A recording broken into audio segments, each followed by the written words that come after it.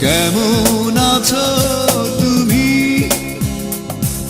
সুখী হতে পেরেছো কিনা জানতে বড় সাধু হয়।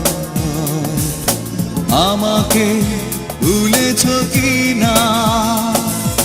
কেমন আছো তুমি?